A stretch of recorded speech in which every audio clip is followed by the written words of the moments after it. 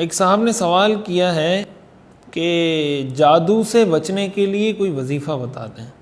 دیکھیں، جادو سے بچنے کے لیے جو سب سے بہترین اور مؤثر اور قرآنی وظیفہ اور صحیح احادیث سے ثابت وظیفہ ہے نا، وہ قرآن کریم کی آخری 2 صورتیں ہیں۔ آپ سب جانتے ہیں کہ یہ قرآن کریم کی جو آخری صورتیں ہیں یہ نازل ہی اس پس منظر میں ہوئی تھیں۔ حضور صلی اللہ علیہ وسلم پر جب جادو کیا گیا اور اس کا آپ کی جسمانی صحت پر اثر ہونے لگا، اور بعض اوقات اس کے اثر کی وجہ سے آپ چیزوں کو بھول جایا کرتے تھے، کیونکہ کام آپ نے کیا ہوا ہے لیکن آپ کو لگتا تھا کہ نہیں کیا ہوا ہوتا تھا وہ کام، آپ کو لگتا تھا کہ یہ کام میں نے کر لیا ہے۔ اس طرح کا اثر آپ پر اس جادو کا ظاہر ہوا، تو حضور صلی اللہ علیہ وسلم اس کی وجہ سے بہت پریشان بھی تھے۔ تو اللہ تعالیٰ نے فرشتوں کو بھیج کر حضور صلی اللہ علیہ وسلم کے اس جادو کے اثر کو زائل کیا، اور وہ جادو کا اثر انہوں نے اس طریقے سے زائل کیا کہ کنویں میں جہاں پر بالوں کے اندر وہ سوئیاں چبوئی گئی تھیں اور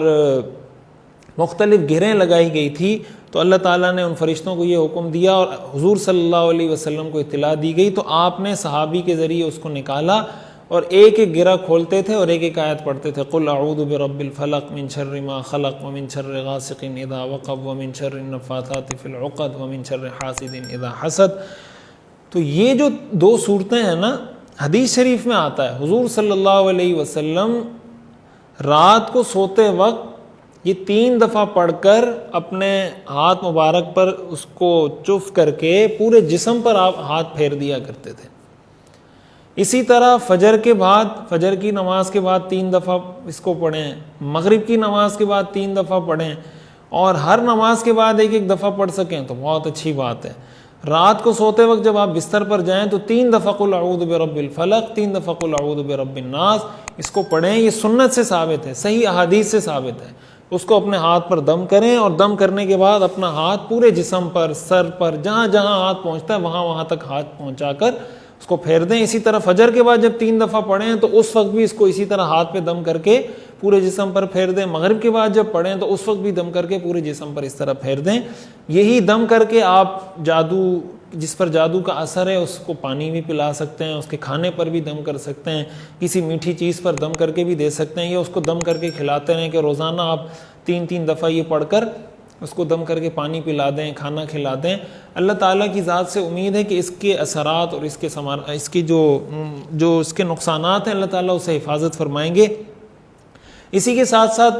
قرآن کریم کی وہ تمام آیات جس میں شیاطین سے یا ان دعاؤں کا اہتمام جس میں شیاطین سے پناہ مانگی گئی ہے،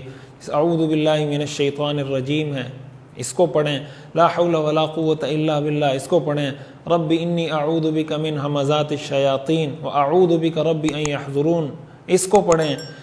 تو اس طرح کی جتنی آیات ہیں جس میں شیاطین سے پناہ مانگی، ان آیات کو 3 دفعہ پڑھ کر اس کو بھی دم کر لیں، اللہ تعالیٰ سے دعا کریں۔ تو اس کو ایک سبب کے طور پر اختیار کریں، اور سنت عمل سمجھ کر، حضور صلی اللہ علیہ وسلم کا عمل اور سنت سمجھ کر کریں۔ انشاءاللہ اگر کوئی جادو کا اثر ہے، اس کی برکت سے اللہ تعالیٰ اس کو ختم فرما دیں گے۔